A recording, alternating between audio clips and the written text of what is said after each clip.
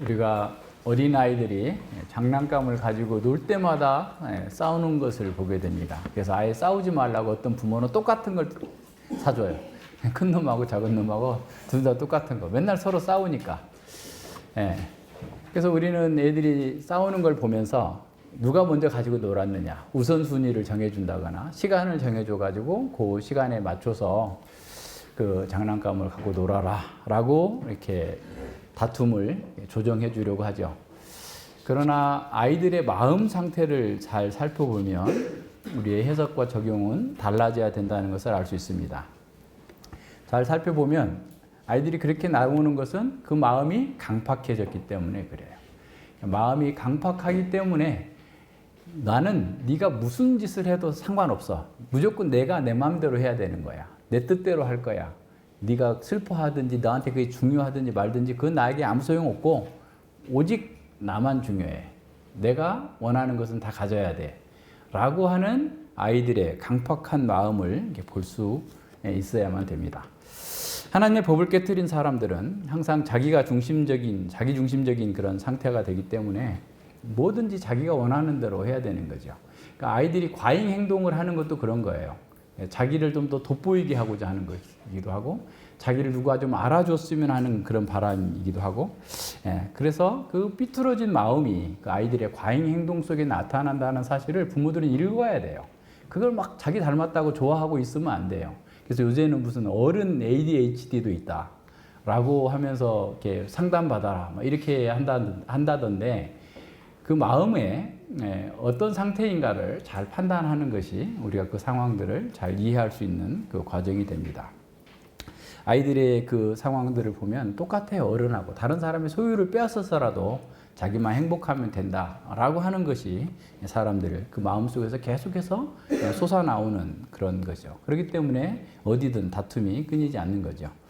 성경은 그 마음이 삶을 움직이는 중심부다라고 말씀합니다. 그래서 한 사람의 그 인생은 그 마음을 그대로 비추어낸 거예요.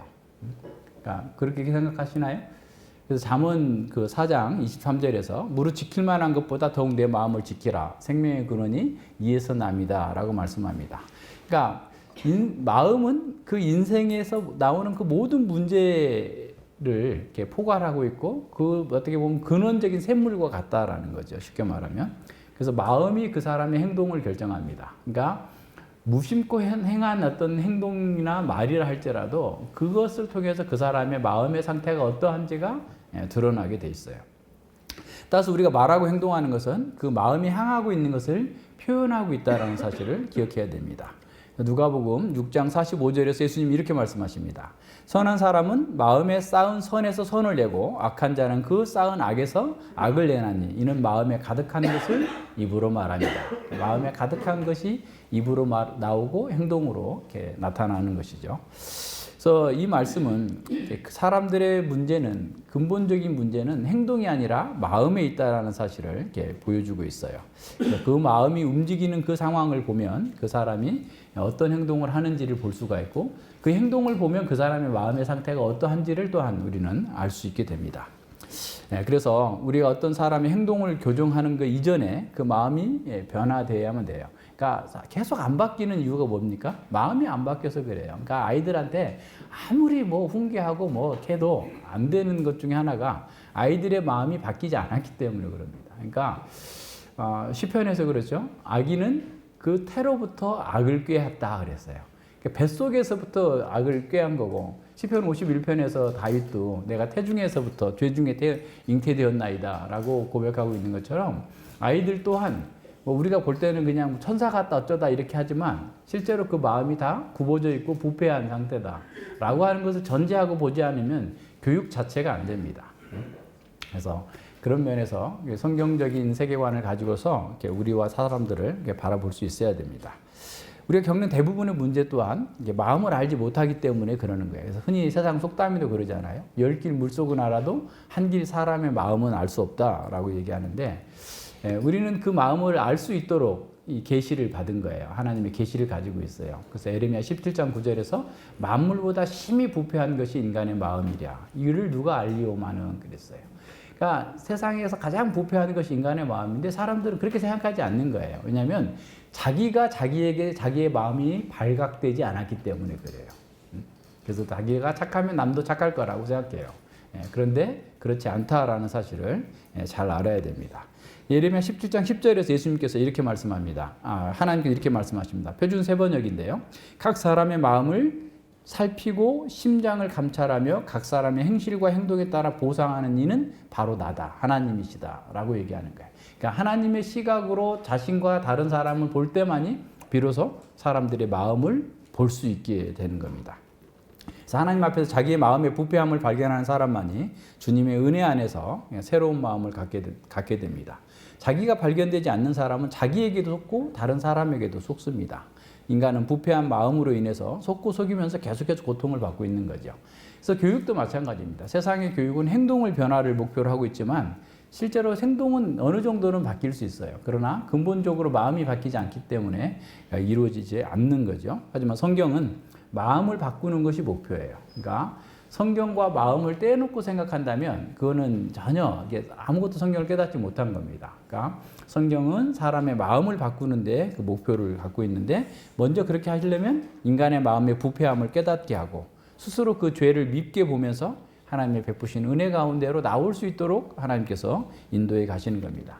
그래서 이 팔복의 말씀도 결국 그겁니다. 우리가 그냥 우리는 어떤 존재였는가, 그죠? 심령이 가난해지는 것도, 애통하는 것도, 온유해야만 되는 것도, 의에 줄이고 목말라야 되는 것도, 사람을 긍휼히 여겨야만 되는 것도, 우리가 마음이 청결해야 되는 것도, 화평케 해야 되는 것도, 의를 위해서 핍박을 받아야 되는 이유도 인간의 마음에 대한 근본적인 이해가 있어야 되고, 새로운 마음에 대한 진정한 그 정체성의 의미를 깨달을 때만 그것이 가능합니다.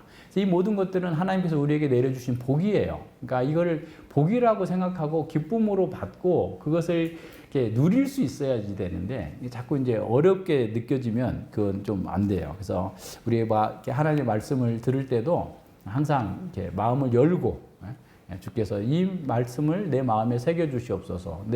이 말씀으로 내 마음을 새롭게 만들어 주시옵소서. 로마서에서 말씀하고 있는 것처럼 말씀이라고 하는 주형 틀에다가 우리 영혼을 부어 넣는 거야.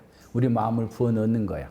그래서 그냥 뜨겁게 달궈가지고 그 속에 있는 노폐물이나 불순물들은 다 타서 사라지게 하고 순결한 하나님의 말씀으로 7번 그 은도가니에 단련한 그런 깨끗한 마음으로 바뀔 수 있도록 해주는 겁니다.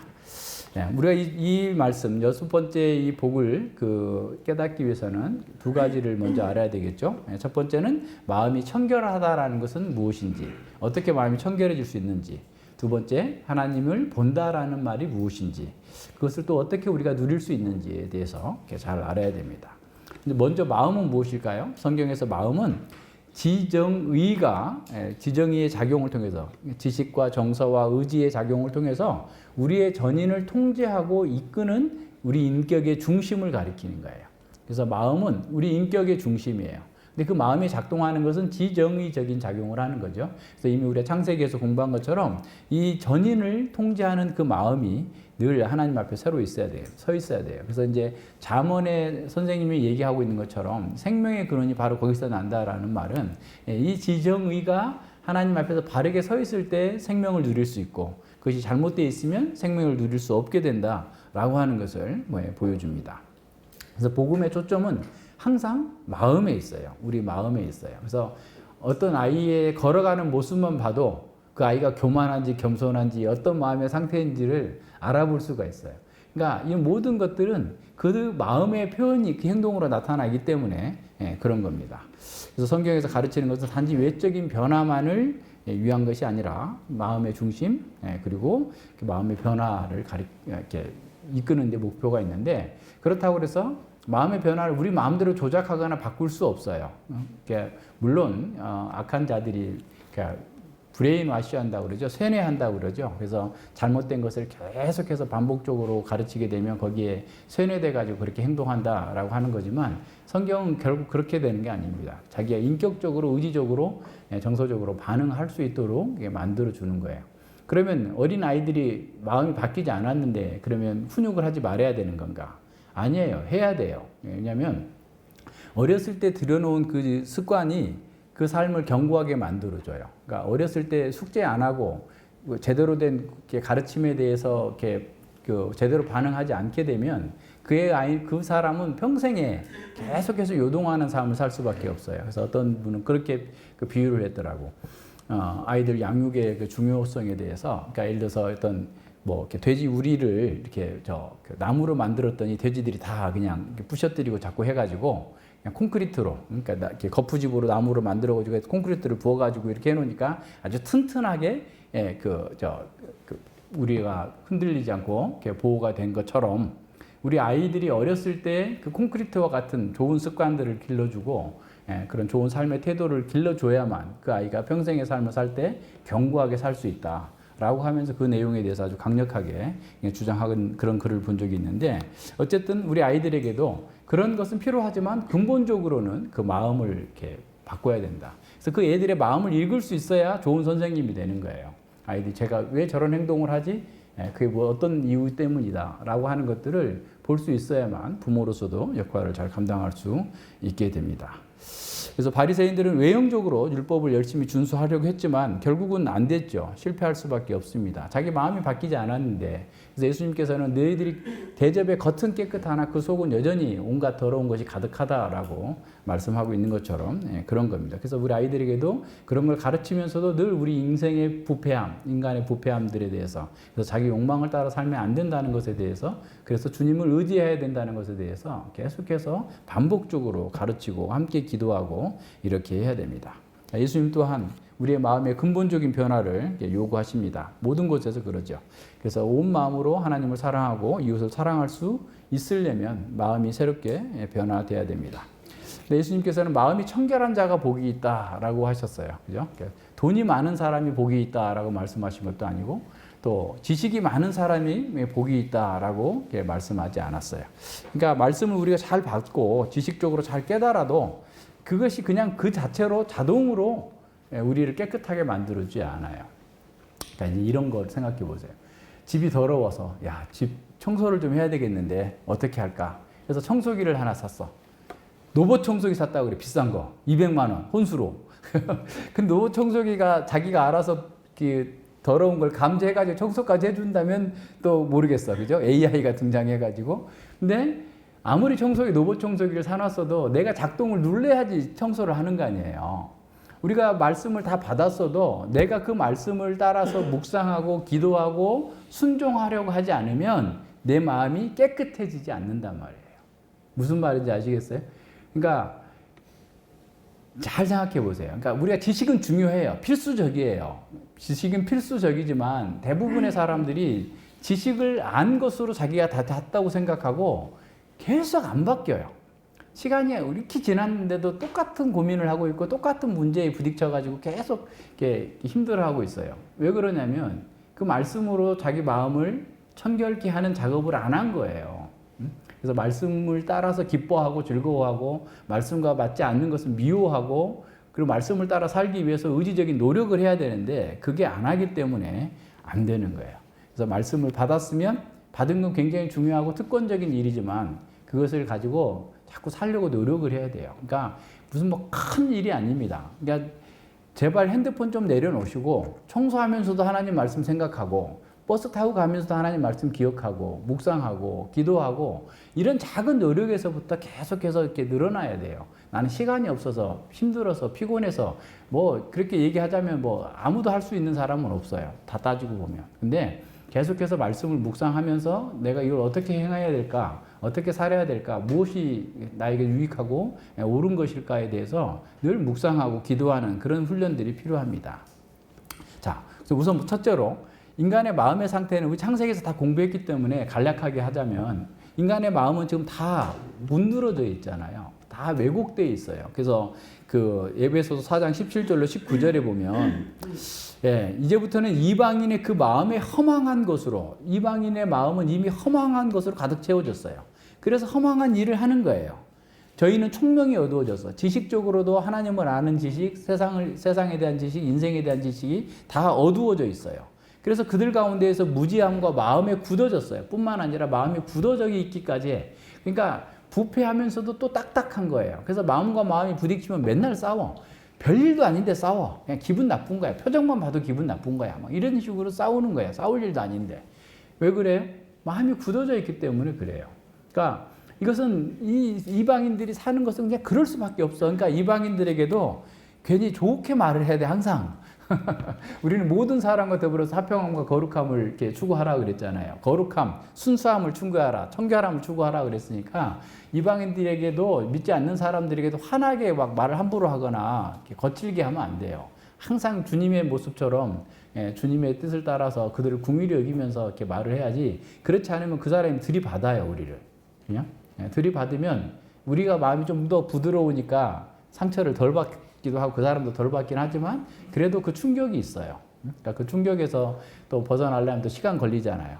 그래서 또 다시 또 말씀 끌어다가 해석해야 되고 막 이렇게 해야 되잖아요. 그러니까 어쨌든 간에 우리는 그 사람들이 그렇다는 것을 전제하고 있어야 돼요. 그러니까 총명이 어두워져 있고 온갖 허망한 것으로, 부패한 것으로 가득 차 있고 마음도 굳어져 있어요.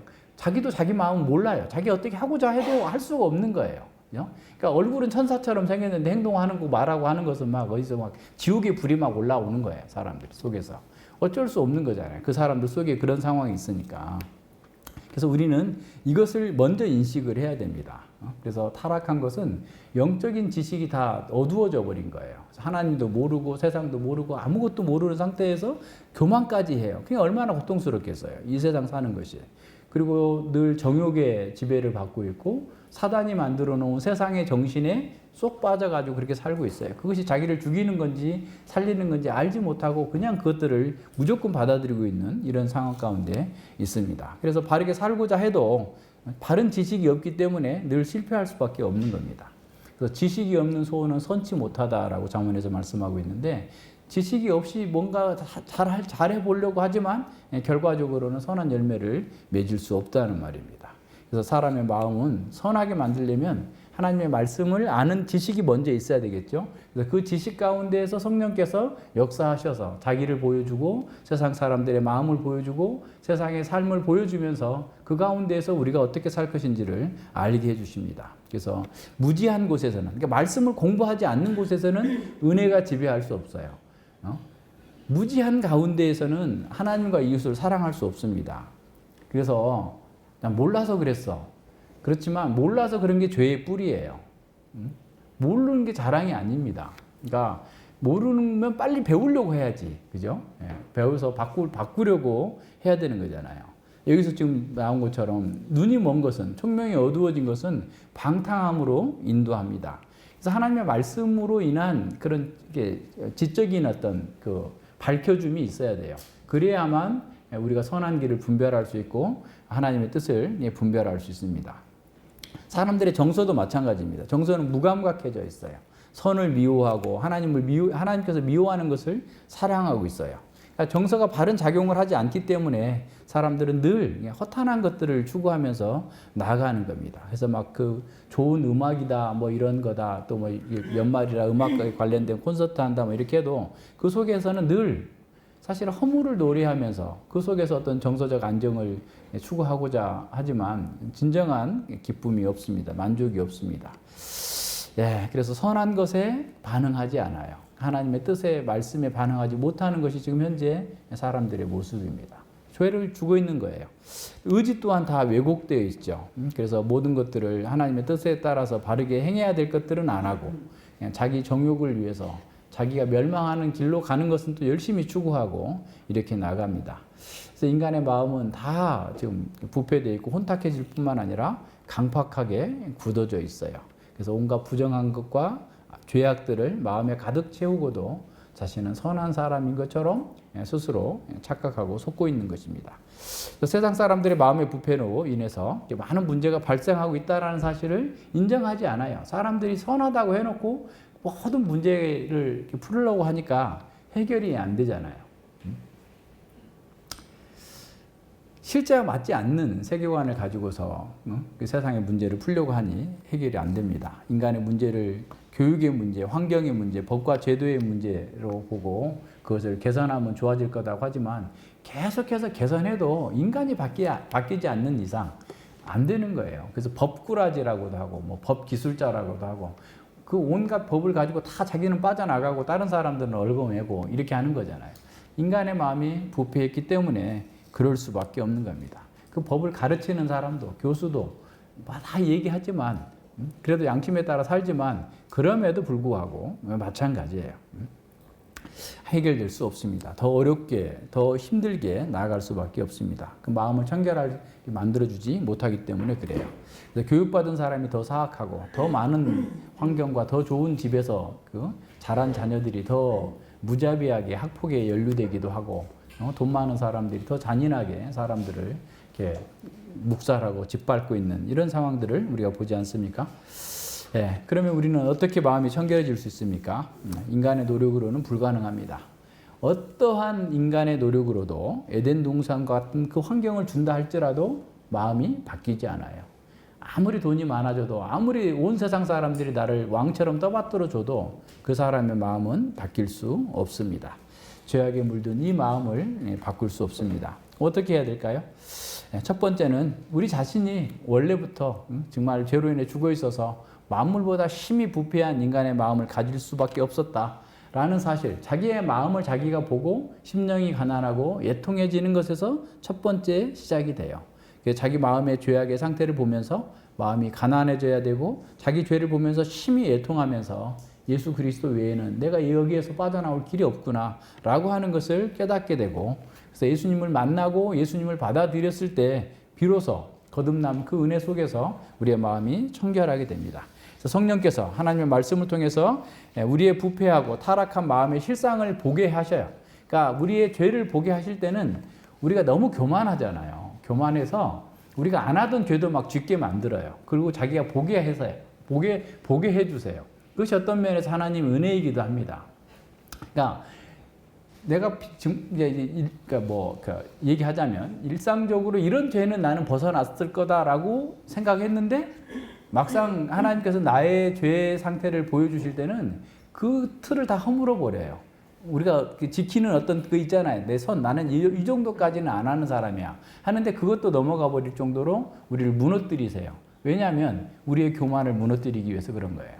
그래서 우리의 죄가 발견됐을 때 자기에 대한 신뢰를 무너뜨리고 오직 하나님께만, 주님께만 은혜가 있다, 신뢰가 있다, 주님께서만 나를 고쳐주실 수 있다 라고 하는 사실을 온유함으로 받아들이는 거예요. 그러니까 마음이 온유한 사람이 바로 자기가 발견됐기 때문에 온유한 거예요. 모든 하나님의 말씀은 아멘입니다. 예, 맞습니다. 너 지옥에 가라 해도 그 말씀 그대로 맞습니다 라고 하는 것이 온유한 사람입니다.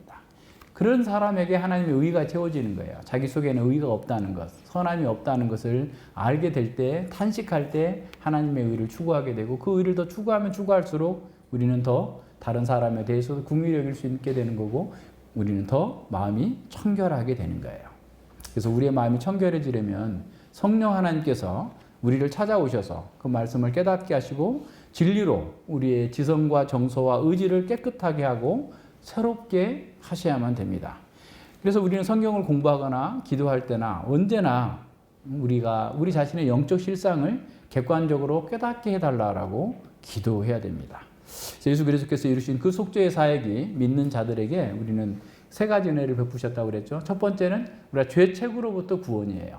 더 이상 우리는 죄책이 없어요. 영원한 사망에 들어가지 않아요. 죄책으로부터 구원이에요. 두 번째는 죄의 세력으로부터 구원입니다. 전에는 절대로 빠져나올 수 없어요. 쉽게 말하면 애굽의 바로 왕의 손아귀에서 이스라엘은 절대로 빠져나올 수 없었던 것처럼 우리는 사단의 손아귀에서 절대로 빠져나올 수 없었어요. 그래서 죄와 사망에 평생 종살이하면서 살 수 있었는데 거기서로부터 우리가 해방된 거예요. 세 번째는 죄의 오염으로부터의 정결케 되는 거예요. 죄의 오염으로부터 정결케 되는 것이 바로 우리의 마음의 변화예요. 근데 이것은 정결케 그냥 한꺼번에 쫙 되는 게 아니고 계속해서 하나님께서 우리의 마음을 거듭난 은혜를 주셨고 그 상황에서 계속해서 정결해져 나가는, 거룩해져 나가는 일생의 과업으로 우리에게 주신 거예요. 그러면 왜 그렇게 하셨느냐? 한 번에 확 깨끗하게 해주시지. 일생의 우리의 모습, 죄된 모습을 보면서 하나님의 은혜가 더 풍성하게 깨닫고 하나님을 의지하고 살아갈 수 있도록 우리에게 은혜 베푸시기 위함인 거예요. 그래서 우리가 마음이 정결케 됐다고 하는 것은 죄의 오염으로부터 점점 분리돼서 더 깨끗하고 청결한 삶으로 우리의 마음이 바뀌는 것을 얘기합니다. 그래서 성령 하나님께서 우리의 마음에 그 정결케 하시는 방법은 앞서 얘기한 것처럼 지정의가 바뀌게 되는데, 과거에 믿기 전에 가지고 있었던 자기중심적인 사상, 세상의 사상, 세상적인 것에 열광하고 육신의 정욕에 열광했던 우리의 정서, 우리의 의지, 이런 것들을 다 새롭게 바꿔 나가시는 거예요. 재개발하는 것처럼 완전히 바꿔버리십니다. 그래서 하나님 나라의 거룩한 사상, 하나님 나라의 뜻을 기뻐하고 즐거워하며 그것을 위해서 내 인생 목표를 정하겠습니다라는 방식으로 바꿔 나가는 거예요. 영국의 18세기와 19세기 초에서 일했던 윌리엄 월버포스라는 사람이 있습니다. 이분이 존 뉴턴에게 와서 나는 목회를 하면 어떻겠느냐, 목회자로 가겠다라고 했을 때 그 뉴턴 목사님이 어메이징 그레이스를 쓰신 그 목사님 있잖아요. 그러니까 그 목사님이 자네는 목회하는 것보다 지금 현재 정치권에서 열심히 이 사회를 개혁하고 하나님 나라를 위해서 일하라고 했어요. 그래서 그 사람 월버포스는 그 노예무역이 그 당시에 그 하나님의 뜻에 맞지 않는 거다라고 하는 것을 깨닫게 되자 이 노예무역을 폐지하기 위해서 일생을 보냈어요. 그런데 그 노예무역은 어마어마한 돈을 버는 거예요. 그러니까 영국에서 면직, 수건이나 뭐 옷감 같은 거 가지고 가가지고 아프리카에 가가지고 그걸로 바꿔가지고 또 금이고 뭐고 싹쓸이하고 아프리카 노예들을 다 잡아다가 미국에다 팔아. 이제 첫 번째 가서 한번 이득을 보고 그들을 또 팔아가지고 노예를 미국에다 팔고 또 미국에서 돈을 또 엄청나게 벌고 그 돈을 가지고 중국에 들려서 차를 사가지고 또 유럽에다 갖다 파는 거예요. 그러니까 한 번에 나가서 막 3배, 4배 뭐야, 막 어마어마한 돈을 버는 거예요. 그러니까 이 월버포스가 이런 그 일을 할 때 사람들이 저놈 나쁜 놈이다, 매국노다. 이 지금 온 나라들이 다 노예무역에서 돈을 벌고 있는데 우리가 안 하면 딴 나라들이 다 해가지고 다 망할 거 아니야. 라고 하면서 엄청난 반대, 협박, 그 공갈을 이렇게 겪으면서도 일평생 그 일을 끝까지 진행해가지고 자기가 국회의원 그래서 막 국회의원 떨어뜨리겠다고 온갖 또 난리가 났을 거 아니에요. 근데 20년 만에 그 법을 통과시켰어요. 노예무역 금지법을 통과시켰어요, 하원에서. 그래서 그 해에 미국도 노예무역 금지법을 통과시켰고 그 다음에 유럽 전체가 다 노예무역을 하지 않게 되는 그 일을 그 사람이 해낸 거예요. 마음이 청결한 사람이 사회의 부패와 악을 보면서 이건 하나님의 뜻이 아니다 라고 생각해서 자기가 있는 자리에서 정치인으로서 자기가 할 수 있는 일을 다 했어요. 그분의 일기에 이렇게 쓰였다고 합니다. 하나님 앞에서 하나님께서 내 앞에 2가지 목표를 두셨다. 그것은 노예무역의 폐지와 관습의 개선이다. 그러니까 정치계고 뭐고 온갖 비리와 부패가 난무했어요. 영국도. 그러니까 복음이 제대로 들어가지 않을 때는 뭐 늘 그렇게 되는 것처럼 그렇게 됐었어요. 그런데 그것을 그는 개혁하는 데 평생을 썼어요. 그래서 영국 사회와 영국의 정치 부패를 근절시키고 또 수많은 그 학교 또 감옥의 어떤 그 어떻게 보면 인권 유린 뭐 등등의 이런 것들을 이렇게 다 개선하는데 굉장히 큰 공로를 이루어냈습니다. 그러니까 자기가 마음이 깨끗한 사람은 사회의 불이나 그런 악이 또 그런 부패를 바라보면서 그냥 있지 않고 자기 할 수 있는 일을 최선을 다하는 겁니다. 마음이 청결한 사람은 이렇게 자신뿐만 아니라 자기의 가정, 자신이 속해 있는 그 사회를 이렇게 깨끗하게 만들기 위해서 또한 헌신한다라는 거예요. 그러니까 우리도 마찬가지입니다. 마음이 청결한 사람은 하나님 말씀대로 살겠다고 결단을 하고 최선을 다해서 하나님께서 기뻐하시는 그 일을 하고자 해야 됩니다. 우리가 정치인이라면 정치권에서 그렇게 하는 거고 직장이라면 직장에서 그렇게 하는 거고 세금을 내는 것도 깨끗하게 내요. 그냥 왜 안 내려고 마음을 먹어요? 세금을 국가에서 정한 대로 그냥 내려고 마음을 먹어야지. 그냥 내지. 그걸 안 내려고 하면, 속이려고 하면 그거 안 돼요. 마음이 청결하지 못하다는 거예요. 쉽게 말하면. 이렇게 절세는 할 수는 있겠으나 세금을 아예 안 내겠다는 방식으로 하면서 그걸 피해가려고 하는 사람들이 교회 안에도 너무 많아요. 마음이 청결하지 못한 사람들이 이렇게 교회의 지도자가 되면 안 됩니다. 그래서 마음이 청결한 사람은 사회의 어떤 부패한 그런 관행에서도 눈을 감지 않습니다. 시민으로서 자기가 할 수 있는 일을 해야 됩니다. 그런 사람에게 하나님께서 능력을 주시고 굳건한 의지로 정말 선한 일을 할 수 있도록 힘을 주세요. 그래서 칼빈 선생님은 마음이 청결하다라는 것의 또 다른 의미는 어떤 거냐면 옳은 일에 대해서 올곧게 진행해 나가는 거다. 일편단심으로 그 일을 끝까지 이렇게 해내는 것이 마음이 청결한 사람의 특징이다라고 이렇게 말씀합니다. 예, 샘에서 샘물이 깨끗한 샘물이 솟아나는 것처럼 시냇물을 깨끗하게 이렇게 만들어 줄 수 있는 것이 그 마음의 근원으로부터 깨끗한 게 나와야 되잖아요. 그래서 마음이 청결한 사람은 자기 생활에서도 깨끗하고 자기의 속한 곳을 더 깨끗하게 만들고자 하는 그런 방식으로 산다는 거예요.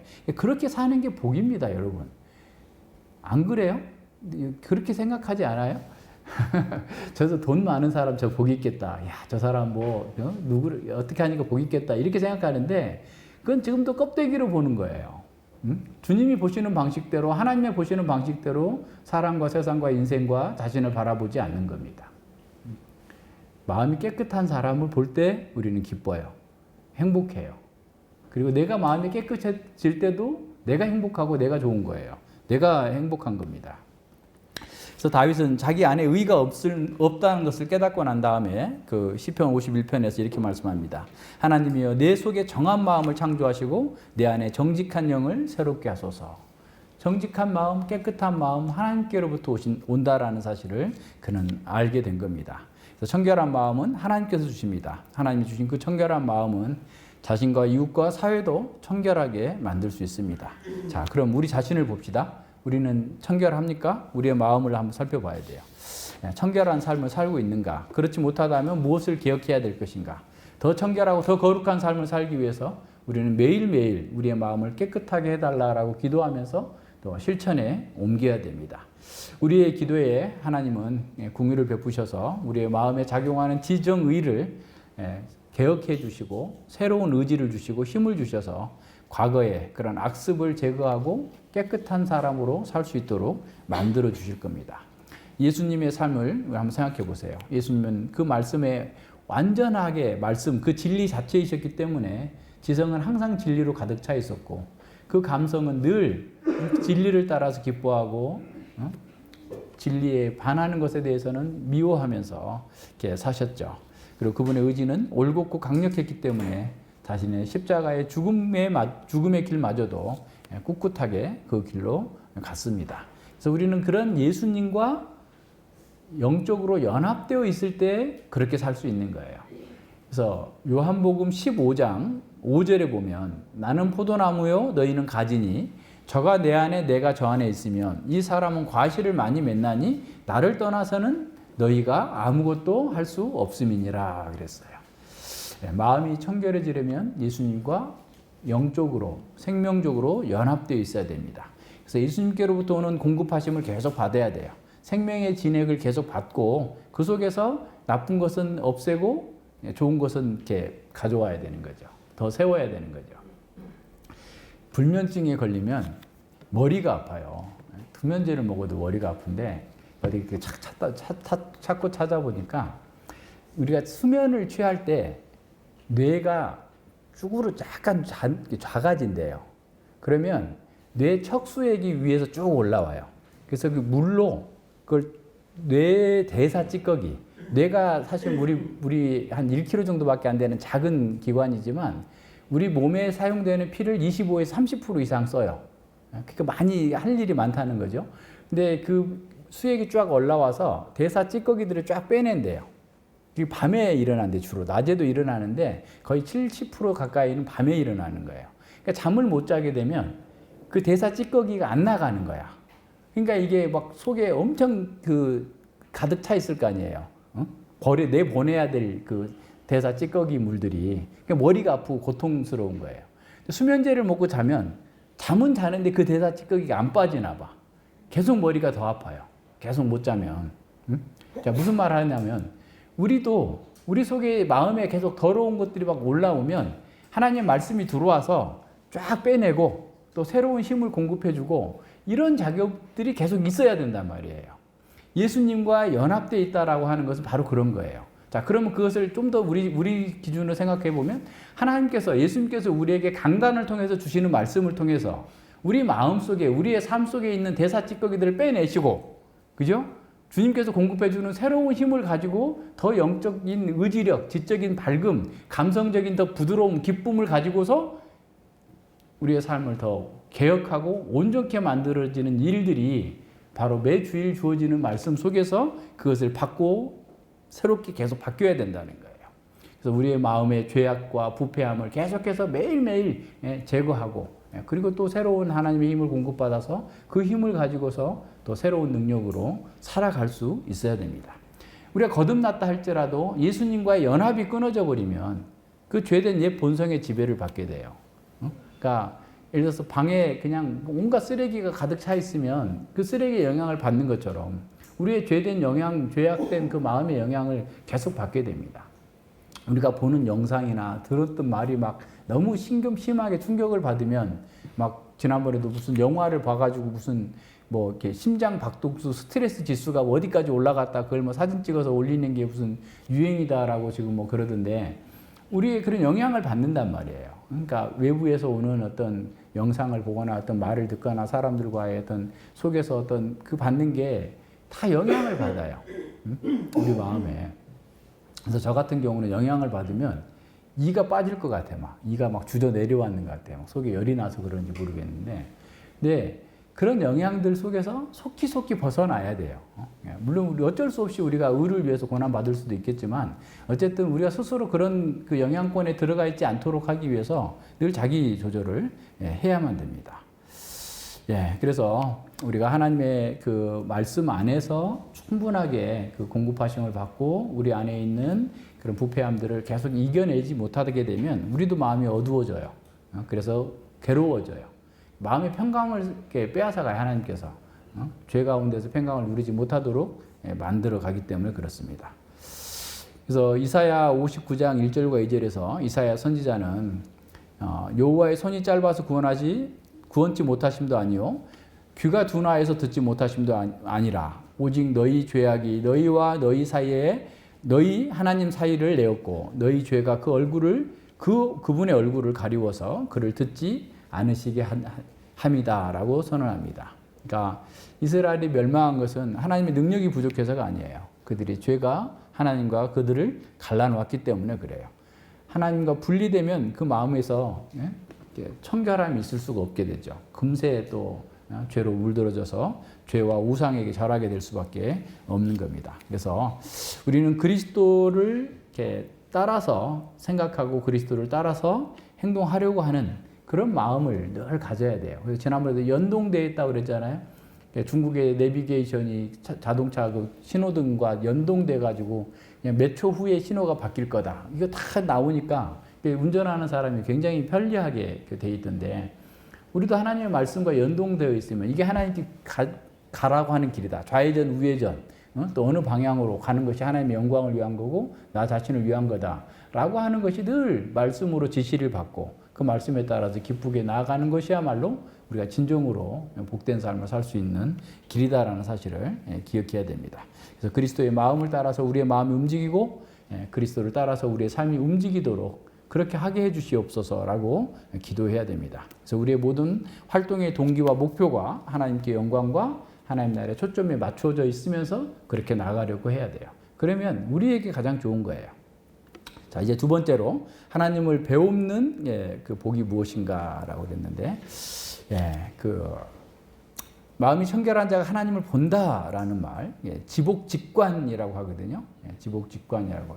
또 쉬운 말로는 seeing God, 하나님을 배움는다라고 이렇게 표현하기도 하는데, 이 지복직관은 가장 놀라운 복을 가리켜요. 그러니까 창조시로부터 인간 본성에 내재되어 있는 근원적인 갈망이다라고 하는 하나님을 배우는 것이. 그래서 이것은 창조와 구속의 목표다, 목적이다라고 얘기합니다. 보세요. 창세기 1장과 2장에서 아담은 하나님을 배웠고 하나님과 함께 누리면서 복을 누리는 그런 삶을 살았죠. 그런데 3장에서 죄로 인해서 하나님을 배우는 것을 두려움이 됐고 고통이 됐고 하나님을 떠나게 됐죠. 그리고 요한계시록 21장, 22장에 가서 하나님을 직접 뵙고 사는 거예요. 예, 그래서 이 구약에서는 하나님을 뵙는 것이 가장 큰 복이다라고 얘기하는 거죠. 그래서 주님의 얼굴을 뵙는 것은 우리에게 구원과 복을 가리키는 거예요. 그래서 이제 그 시편 17편 15절에 보면 나는 의로운 중에 주의 얼굴을 보리니 깰 때의 주의 형상으로 만족하리이다 그랬어요. 그러니까 주님을 뵙는 것, 그것이 자신의 최고의 소망이다라고 얘기합니다. 반면에 여호와께서 얼굴을 숨기는 것은 저주였죠. 그죠? 그래서 시편 27편 9절에서도 주의 얼굴을 내게서 숨기지 마시고 주의 종을 노하여 버리지 마옵소서. 주는 나의 도움이 되셨나이다. 나의 구원의 하나님이시여 나를 버리지 말고 떠나지 마소서라고 기도하는 거예요. 그러니까 주님의 얼굴을 가리우면 그건 버림 받은 거고 두려움인 겁니다. 아담이 그 하나님을 뵙는 것을 두려워하게 된 것은 그가 범죄했기 때문에 그런 거죠. 하나님을 뵙는 것이 최고의 복이었고 가장 아름다운 생복의 삶을 이렇게 주었던 것이었는데 범죄하자마자 최악의 고통이 됩니다. 그래서 범죄한 아담의 후손은 이제 하나님을 뵙는 것 그 자체가 가장 위험한 일이 됐어요. 그래서 모세마저도 하나님 얼굴을 직접 보고 살 자가 없다라고 하면서 하나님께서 그를 가리셔서 바위틈 사이로 살짝 지나가는 것만 볼 수 있도록 만드셨습니다. 그래서 이 세상에서 하나님을 육안으로 볼 수 있다라고 한다면 그는 그 자리에서 즉사하게 될 거예요. 바로 죽게 될 겁니다. 그래서 우리는 하나님 나라의 그 완성이 이를 때까지 우리는 그 생명에 적합한 부활체를 입고 항상 하나님을 배우는 그 때를 바라보면서 지금 하나님을 배우는 삶을 살아야 돼요. 자, 어떻게 살 수 있느냐? 그리스도의 사역으로 우리의 마음이 깨끗해져서 이제 이 땅에서도 우리의 왕이신 하나님을 뵙는 그런 삶을 우리는 살 수 있는 특권을 받았어요. 히브리서 10장 22절에 보면 우리가 마음의 뿌림을 받아 양심의 악을 깨닫고 몸을 맑은 물로 씻었으니 참 마음과 온전한 믿음으로 하나님께 나아가자라고 그랬습니다. 그리스도의 그 보혈로 우리의 마음에 뿌림을 받아서 그 양심의 악을 깨닫고 맑은 물로 씻었으니 참 마음과 온전한 믿음으로 하나님께 나아가는 길이 열렸다라는 거예요. 그래서 우리 몸과 마음이 정결케 된 것은 그리스도께서 십자가에서 흘리신 그 보혈의 공로라라고 말씀합니다. 이제 예수님 믿는 우리들은 깨끗한 마음과 온전한 믿음으로 하나님께 나아갈 수 있게 됐어요. 히브리서 9장 14절에서는 하물며 영원하신 성령으로 말미암아 흠없는 자기를 하나님께 드린 그리스도의 피가 어찌 너희 양심으로 죽은 행실에서 깨끗하게 하고 살아계신 하나님을 섬기지 못하겠느냐 그랬어요. 그리스도의 보혈의 공로 때문에 우리의 마음이 깨끗해졌다면, 거룩해졌다면 우리는 하나님을 볼 수 있게 됩니다. 그래서 히브리서 12장 14절에서도 모든 사람으로 더불어 화평함과 거룩함을 좇으라 이것이 없이는 주를 보지 못하리라. 모든 면에서 그래서 거룩하다라는 말도 청결하다라는 말과 같은 말입니다. 우리 마음이 청결하다는 의미예요. 그래서 그리스도인의 거룩한 마음과 청결함은 사실은 선택이 아니라 필수다는 사실을 기억해야 됩니다. 그래서 우리가 하나님의 거룩하심 안으로 더 깊이 들어가면 들어갈수록 하나님을 본다고 하는 그 경계는 더 뚜렷하고 더 분명하게 드러나게 될 것입니다. 하나님께서 우리에게 새 생명을 주시고 그 가운데 살게 하신 것은 우리가 더 하나님을 잘 알게 하시고 또 하나님의 그 은혜 가운데에서 살아갈 수 있도록 깨끗한 사람으로 살아갈 수 있도록 하기 위함입니다. 하나님을 아는 지식 가운데에서 더 성장하여서 이 땅에서 하나님의 영광과 하나님 나라를 증시하면서 살아가는 것이 우리의 삶의 목표가 되어야 됩니다. 시편 24편 우리가 늘 계획성으로 부르고 있는 것처럼 시편 24편 4절과 5절에서 하나님을 예배할 수 있는 자가 누구인지를 묻죠. 곧 손이 깨끗하며 마음이 청결하며 뜻을 허탄한 데 두지 아니하며 거짓 맹세치 아니하는 자로다. 이는 저는 여호와께 복을 받고 구원의 하나님께 의를 얻으리니라고 그랬어요. 그러니까 요지는 선한 사람, 하나님께서 기뻐하시는 일을 하는 사람만이 거룩한 곳, 하나님을 예배할 수 있는 곳에 오를 수 있다라는 겁니다. 그래서 창조 질서의 핵심, 최고의 선이 계시되고 있는 이 예배에 참여하고 있는 사람들은 창조 질서와 도덕적 질서에 순응하는 사람이어야 된다는 거예요. 하나님을 예배하는 사람은 하나님의 창조의 질서와 도덕적 질서에 순응하는 사람만이 하나님을 예배할 수 있다는 겁니다. 그래서 예배자의 그 어떤 자격을 제의적인 용어가 아닌 도덕적인 용어로서 우리의 모습들을 점검해 보라라고 말씀하고 있는 겁니다. 그래서 예배를 어떻게 정의하든지 간에 하나님의 선하심과 인간의 예배자의 선함은 병행되어야 돼요. 그러니까 하나님이 선하시기 때문에 그 선하신 하나님 앞에 나올 수 있는 사람은 선한 사람이야만 된다는 거예요. 왜냐하면 예배자는 하나님과의 언약의 줄로 묶여 있기 때문에 그렇습니다. 시인은 그 예배자의 예배할 수 있는 자의 그 도덕적 자격을 네 가지로 말하는데 손이 깨끗하고 마음이 청결하고 그리고 헛뜻을 허탄한 데 두지 아니하고 거짓 맹색치 않은 거다라고 그랬죠. 그러니까 손은 몸으로 하는 모든 활동의 대표예요. 제휴법이에요. 그러니까 그 모든 활동이 어떻다는 거예요? 깨끗해야 돼요. 그러니까 우리 몸으로 하는 모든 활동이 하나님 보시기에 도덕적 기준에 합당해야 된다라는 거예요. 두 번째, 마음이 청결하다라고 하는 게 바로 이겁니다. 그러니까 우리의 마음이 청결해야 우리 몸으로 하는 모든 행동이 도덕적으로 청결해질 수 있는 거죠. 그러니까 마음이 청결한 사람, 하나님의 뜻에 따라서 하나님을 예배하고 하나님을 섬기는 그 모든 동기가 깨끗하고 온전한 사람, 하나님을 사랑하기 때문에 예배하는 사람, 그죠? 하나님을 사랑하기 때문에 삶에서 예배할 수 있는 사람, 그래서 손도 행동도 깨끗한 사람, 허탄한 데 마음을 두지 않고 망령된 그 맹세를 하지 않는 사람, 이런 사람이 진정으로 하나님께서 받으시는 그 예배의 자리로 나올 수 있는 사람이다라는 거야.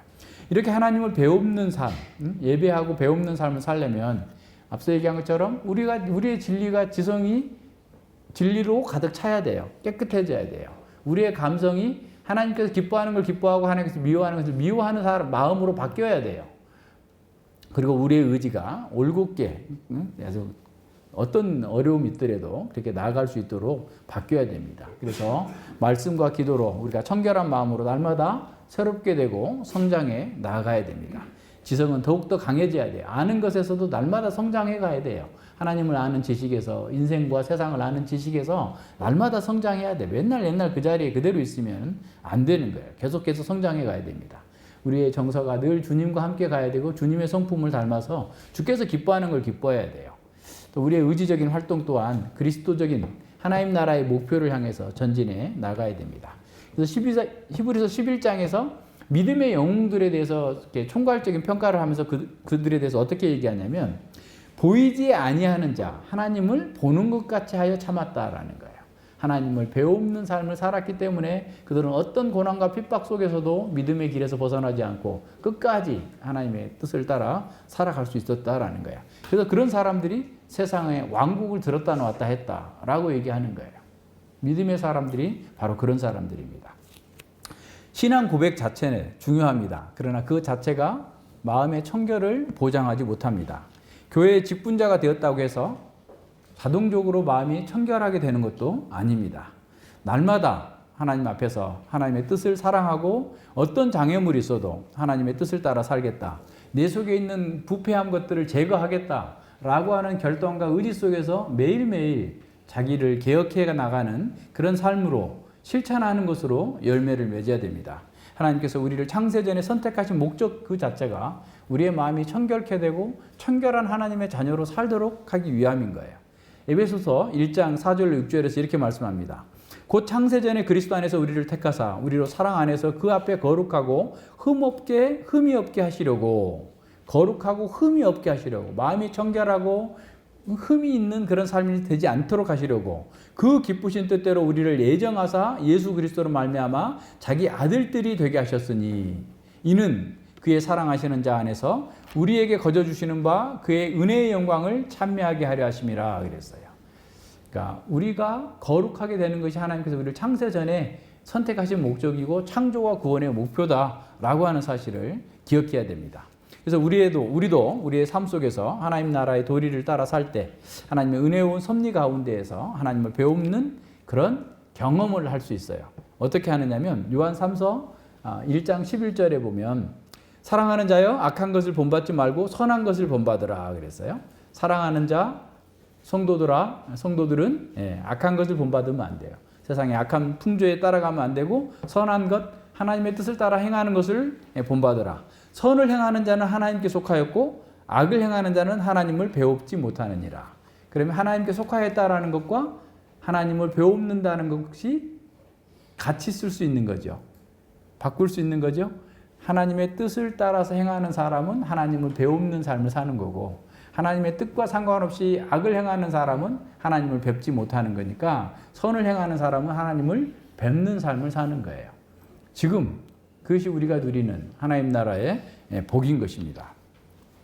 그러나 우리가 하나님을 여기서 지금 배우는 것은 장차 영광의 날에 대면해서 뵙게 될 그때와 비교하면 아주 작은 거지만 그렇더라도 이것은 우리에게 말할 수 없는 특권과 기쁨이에요. 예, 고린도전서 13장 그 12절에서도 이렇게 말합니다. 우리가 이제는 거울로 보는 것 같이 희미하나 그때는 얼굴과 얼굴을 대하여 볼 것이요 이제는 내가 부분적으로 아나 그때에는 주께서 나를 아신 것 같이 내가 온전히 알리라 그랬어요. 그러니까 주님 안에서 우리는 더 주님을 배웠고 사는 겁니다. 예, 우리가 하나님을 알았다라는 것은 하나님의 자녀로서 우리의 인식이 좀 더 명확해지는 것을 의미하는 거예요. 우리가 하나님의 자녀이면 모든 생활 가운데에서 하나님의 자녀다운 인격이 발휘되어야 합니다. 하나님을 알면 알수록 우리 안에서 하나님의 거룩하신 속성이 구체적인 삶의 형태로 나타나게 돼 있어요. 그것이 우리가 그 사람들의 마음을 알아볼 수 있는 겁니다. 그러려면 우리도 거룩한 성도들처럼 하나님을 뵙고자 하는 그런 열망 가운데에서 우리의 지정의가 말씀으로 점점 더 강하고 깨끗하고 온전해질 수 있는 길로 나아가야 됩니다. 자, 그러면 우리는 믿음의 눈으로 하나님을 뵙고 있습니까? 장차 얼굴로 하나님을 뵙고 살 그 날을 소망하면서 살고 있습니까? 이미 우리는 성령 안에서 예수 그리스도의 보혈로 깨끗함을 받았습니다. 그러나 우리는 더 순결하고 더 거룩해져야 합니다. 우리의 목표는 예수 그리스도의 장성한 분량이 충만한 데까지 자라가는 것입니다. 이것이 우리의 지향점입니다. 이것에 미치지 못하는 우리가 그것을 안주하거나 우쭐하면 안 됩니다. 우리는 본성상 현재 수준에서 머물고자 하는 그런 보수적인 성향이 강합니다. 그러나 우리는 계속해서 개혁하고 전진해 나가야 됩니다. 그렇다면 실제적으로 우리의 마음이 청결해지려면 어떻게 해야 될까요? 똑같은 말이 계속 반복되지만 우리의 지성이 깨끗해져야 됩니다. 우리 속에 남아있는, 우리 마음에 남아있는 세상의 정신과 풍속을 제거해야 됩니다. 인본주의적인 사상을 버려야 됩니다. 그것이 아무리 훌륭해도 우리를 자유케 하지 못합니다. 오히려 그것들은 하나님을 뵙지 못하게 만드는 장애물입니다. 하나님 중심 사상으로 우리의 지성을 새롭게 해야만 합니다. 기독교 세계관을 정립할 때 우리는 진정으로 하나님을 배우는 삶을 사는 거예요.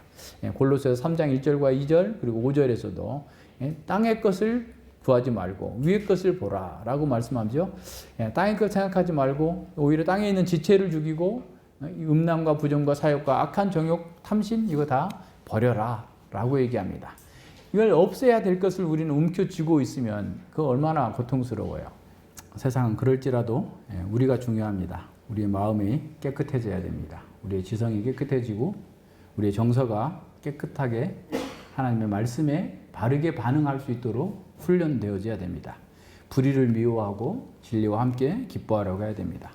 예수님의 성품인 온유와 겸손과 자비와 긍휼과 오래 참음과 충성과 온유와 절제, 희락이 우리 마음에 가득 차게 해야 됩니다. 우리의 정서가 주님께서 기뻐하는 걸 기뻐하고 미워하는 걸 미워할 수 있도록 바뀌어야 됩니다. 주님의 사랑으로 가득 채워지기를 기도하면서 우리의 감정이 더욱더 거룩해져서 정말 하나님께서 기뻐하시는 것만 기뻐하고 하나님께서 미워하는 것은 미워할 수 있는 사람이 될 수 있어야 됩니다. 세 번째로 우리는 우리의 의지가 진리를 따라서 올곧게 강하게 실천하도록 노력해야 됩니다. 어떤 불이익을 감수하더라도 진리를 따라 살겠다고 결단해야 됩니다. 주님의 영광을 위해서라면 물러서지 않겠다고 하는 강력한 의지가 있어야 됩니다. 이것이 의지의 성화입니다. 그래서 고린도후서 11장 2절과 3절에서 내가 하나님의 열심으로 너희를 위하여 열심을 내노니 내가 너희를 정결한 처녀로 한 남편인 그리스도께 드리려고 중매하려 함이로다. 뱀이 그 관계로 이화를 미혹해 한 것 같이 너희 마음이 그리스도를 향하는 진실함과 깨끗함에서 떠나 부패할까 두려워하노라. 정결한 처녀로 우리가 주님을 맞이하려면 날마다 깨끗하게 의지를 해야 됩니다. 우리의 마음에 말씀의 씨앗이 뿌려졌다면 야고보서 1장 18절에서 너희가 거듭난 것은 다른 것이 아니라 하나님의 말씀으로 된 것이다. 베드로전서 1장 23절에서도 너희가 거듭난 것은 하나님의 말씀으로 된 거다. 그 말씀이 우리 안에 뿌려졌다면 우리는 그리스도의 성품, 하나님의 성품에 참여하고 하나님 나라의 그 일에 참여하면서 우리는 복을 누리게 되어 있습니다. 그렇게 정해져 있어요. 그거 바꿀 수 없습니다. 여러분 그렇게 하지 않고 달리 어떤 방식의 복을 누리겠다고 하면 오해하고 있는 거예요. 기독교의 그 복음을 아직 다 깨닫지 못한 겁니다. 우리가 거듭났기 때문에 우리는 이미 존재론적으로 정결한 자가 되었습니다. 하지만 이제 우리는 말씀을 더욱더 배우고 순종함으로써 실제로 정결한 삶을 실천하면서 복을 누려야 돼요. 이걸 실천하면 나한테 손해라고 생각하면 아직도 덜 자기중심적인 거예요. 이렇게 사는 게 우리에게 복이라고 주님은 말씀하고 계시는 겁니다. 그래서 우리는 말씀을 더욱 배우고 순종함으로써 실제로 정결한 삶을 살기 위해서 노력해야 돼요. 이는 우리의 실제 거룩한 삶의 거룩한 습관의 증대로 돼야 돼요. 거룩한 습관은 자기 옛사람을 어떤 면에서 부정하고 진리를 따라서 올바른 태도와 행동을 계속해서 반복할 때 되어지는 거예요. 거룩한 습관을 갖고 있는 게 성화이고 그 성화가 우리의 마음의 깨끗함인데 우리 마음에서 하나님께서 기뻐하시지 않는 것은 버리려고 계속 노력해야 되고 하나님께서 기뻐하는 것을 계속 하려고 습관이 되게 만들어야 돼. 그냥 자동으로 되게 만들어야 돼요. 그렇게 될 때 우리는 마음이 깨끗해집니다. 매일 우리의 삶 속에서 말씀을 읽고 묵상하고 성령 하나님의 인도하심을 따라서 그 말씀의 원리를 따라 순종할 때 되는 거예요. 그래서 우리 제자도는 우리의 마음을 바르게 정렬하는 데서부터 시작돼요. 우선순위를 바르게 정렬하라는 거예요. 우리가 무엇을 사랑하는가? 우리가 최우선에 두는 열망이 무엇인가를 먼저 점검해요. 그래서 그것이 무엇이 됐든지 간에 하나님의 뜻으로 재조정을 해야 돼요. 자리를 바꿔놔야 돼요. 바꿔놓으면 그 다음 단계로부터 이제 또 시작되는 게 있어요. 어떤 사람들은 지식을 얻는데 교리를 공부하는데 책을 읽는 데는 열심을 내지만 자기보다 하나님의 영광을 추구하지 않기 때문에 자기 영광만을 추구하기 때문에 시간이 지나도 변화되지 않습니다. 하나님보다 세상을 더 사랑하고 경건한 사람보다 쾌락을 더 사랑하는 사람들은 그 마음이 청결하지 못하기 때문에 하나님 나라의 복을 못 누려요. 기쁨도 없고 재미도 없어요. 교회 다니는데도 맨날 불평만 해요. 원망해요. 세상이 더 좋아 보이고 더 커 보이고 세상으로 더 나가고자 하는 열망이 더 강해지는 겁니다. 하나님 나라의 복을 못 누리는 현상이 바로 그런 거예요.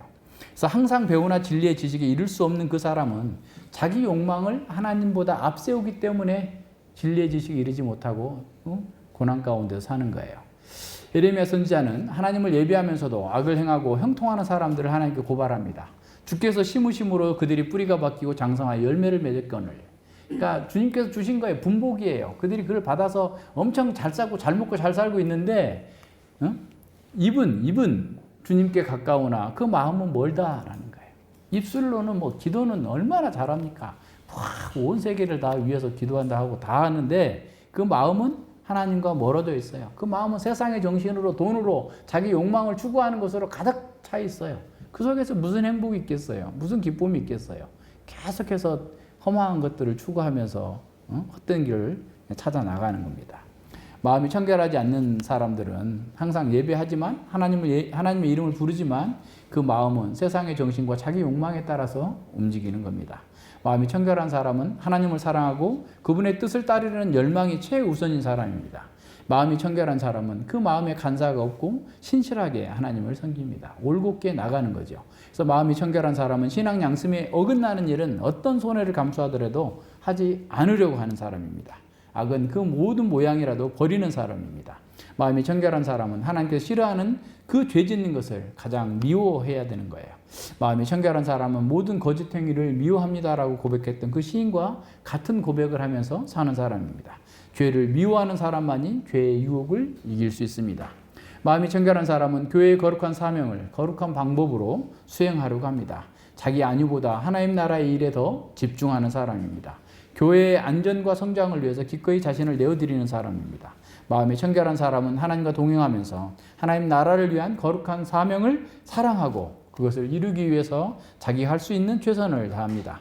마음이 청결한 사람은 고난과 역경 속에서도 복을 누리는 사람입니다. 그는 하나님을 뵙고 그분을 닮기 때문에 그 마음이 청결하기 때문에 그는 복이 있는 사람입니다. 우리는 마음이 순결할수록 하나님의 영광을 담지하고 더 많은 복을 누릴 수 있습니다. 하나님은 마음이 청결한 자를 만나주시고 그에게 가장 선한 것을 베풀어 주십니다. 시편 73편에 보면 이렇게 시작하고 이렇게 마칩니다. 하나님이 참으로 이스라엘 중에 마음이 정결한 자, 청결한 자에게 선을 행하시나. 그것을 알고 있는 기본적인 전제였어요. 기본적인 교리였어요. 그런데 상황을 보니까 이 악인들이 막 그냥 활개치고 악인들이 더 잘되고 악인들이 막 이러는 거야. 그래서 이 하나님 정말 이 세상 다스리는 거 맞습니까? 하나님이 이 세상을 통치하시는 거 맞습니까? 왜 이렇게 마음이 청결한 자는 손해를 보고 악인들이 승리합니까? 라고 하면서 한바탕은 믿음을 잃어버릴 뻔했어. 한바탕은 주님을 부인할 뻔했어요. 그런데 그가 성소에 들어갈 때 예배하는 자리에서 하나님의 말씀을 듣고 하나님의 시각으로 세상을 바라보니 그들의 형통은 다 풀의 꽃과 같고 그들의 영광은 아무것도 아니구나 라는 사실을 깨닫게 되면서 마지막에 찬양을 하는 거예요. 하나님께 가까이 함이 내게 복이라. 내가 주 여호와를 나의 피한한 초로 삼아 주의 모든 행사를 전파하리이다 그랬어요. 하나님과 함께 사는 것이, 하나님을 닮는 그 청결한 마음을 갖는 것이 진실로 복된 사람이다 라는 사실을 알고 그것을 고백하면서 자기 자리로 돌아옵니다. 그래서 우리가 거룩해질수록, 우리의 마음이 청결해질수록 우리는 거룩하신 하나님을 더 많이 배우는 특권과 은혜를 누릴 수 있게 돼요. 디도서 1장 15절로 16절 봅니다. 깨끗한 자에게는 모든 것이 깨끗하나 더럽고 믿지 아니하는 자에게는 아무것도 깨끗한 것이 없고 오직 저희 마음과 양심이 더러운지라 저희가 하나님을 시인하라 행위로는 부인하니 가증한 자여 복종치 아니한 자여 모든 선한 일을 버리는 자니라 그랬어요.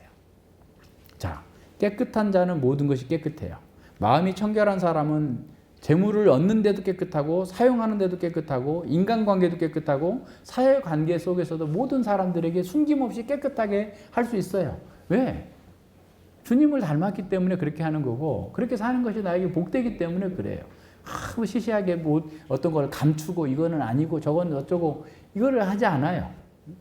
마음이 청결한 사람은 그런 사람입니다.